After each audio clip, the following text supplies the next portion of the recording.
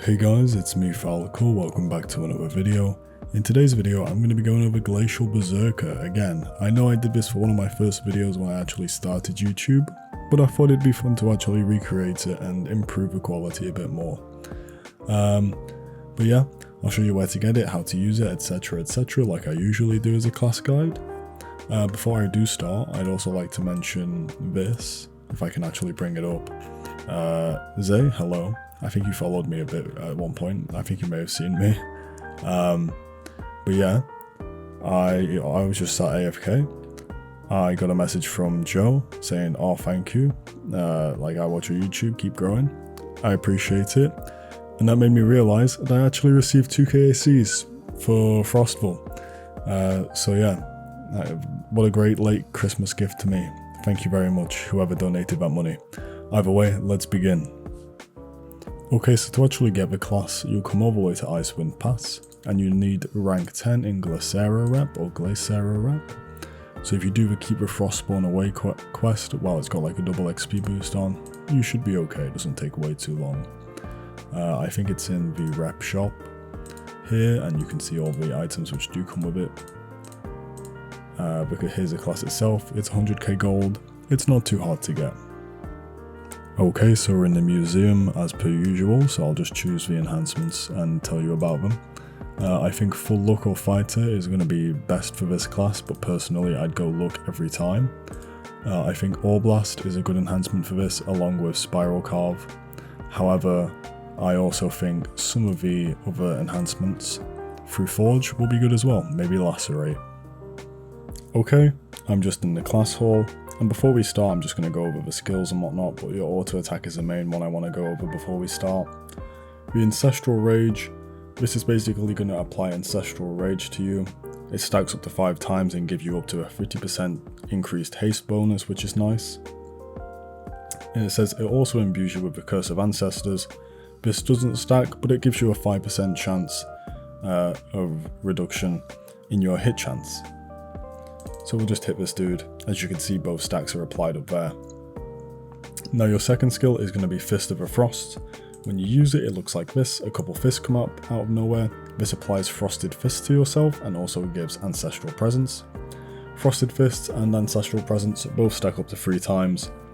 Frosted Fists gives you an increased crit chance by 30% when you stack it maxed. And when you have Ancestral Presence, it reduces your enemy's haste by up to 30% as well for 10 seconds. Your third skill is going to be Shout of the Ancients. This is basically your mini nuke.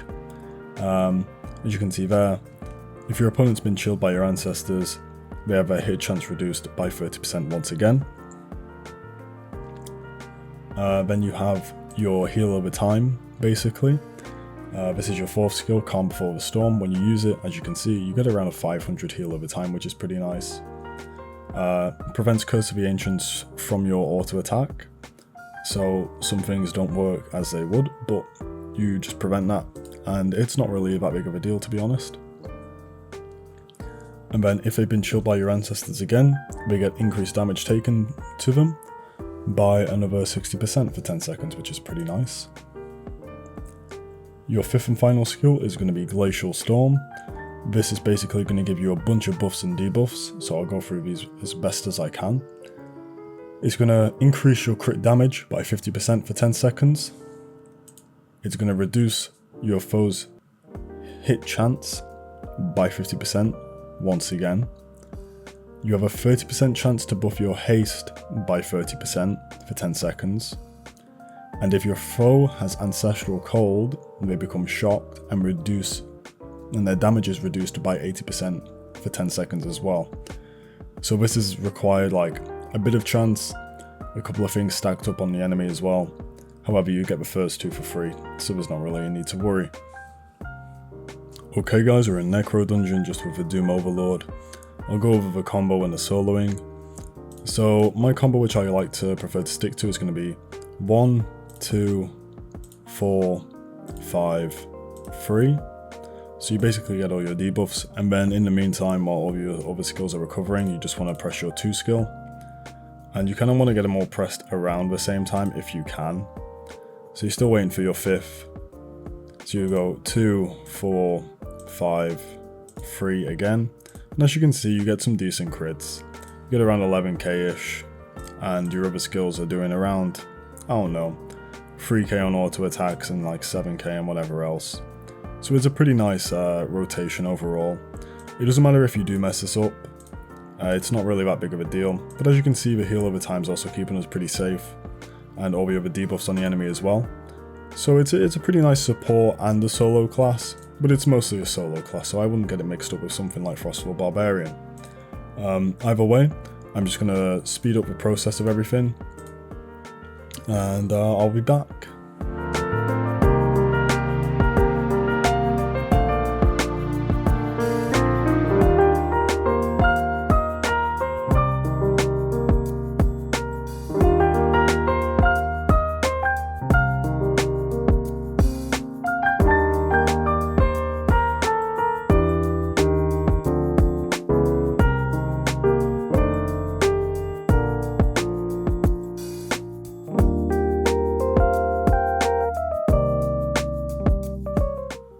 Okay guys, so as you can see from that, soloing wise, it's a pretty good soloer.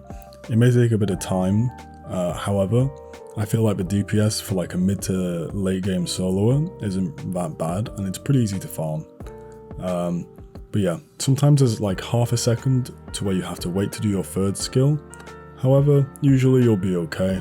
I wouldn't worry about it too much most of the time. Sometimes you can also do your skills a bit slower to make sure you get an extra auto attack in to get a bit of mana back. But yeah, let's move on. Okay, I'm just in a celestial arena. I'm going to fight Aranx. I'll speed this up and give you a little thing in the bottom left, letting you guys know how long it's taken and whatnot, as I do with most of my other videos.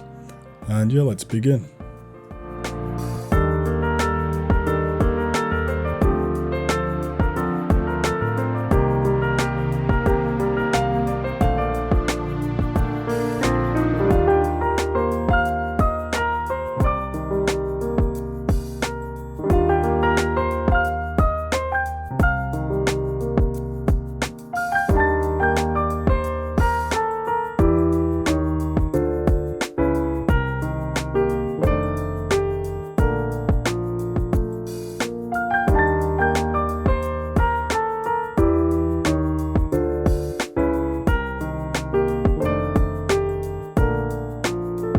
Okay guys, so as you can see, soloing wise, once again, it's pretty decent. Usually when you do your combo, you get a nice burst of around 30 to 40k DPS in a short span of time, and then the rest of the time it's about 10k until you get your combo off again. And yeah, let's move on. Okay guys, we're in the Dark War Legion area. I'll just go over the farming for this class. As you'd expect, it is a soloing class. However, if you just do your combo, it's pretty decent, especially when you get all the crits off which you need. However, you do need to run about a bit as well. This is expected because obviously it does have short range skills. However, as you can see, for enemies around this range, it's pretty okay. As long as you just kind of random press your buttons and make sure that your buffs are up as best as you can. You may need a heal over time every now and again, but besides that, it's not really a big deal. But yeah, it could be worse. It definitely could be better though. Okay, so to go over my actual thoughts for the class, I feel like the class is still a very good mid to late game soloer. I was about to say farmer for a second. However, soloing wise, it's pretty decent. Farming wise, it is okay.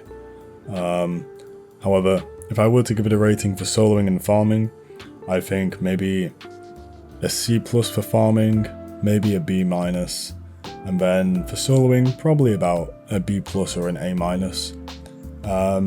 Obviously there are better soloers, but if you can pick this up and maybe you haven't got something like VHL or Chaos Avenger, it can serve you pretty well if you don't have any other decent soloing classes, that's for sure. But yeah, overall I feel like the class, you may as well pick it up. It's pretty easy like I said, and it is a seasonal, so it will be back next year as well, so there's no need to worry if you do miss out. Either way, I hope this class guide was a bit better than the one I made a year ago. Going over the class skills, pretty difficult, not gonna lie, because there's so much information in them. However, I hope that you enjoyed the video and it was useful to you.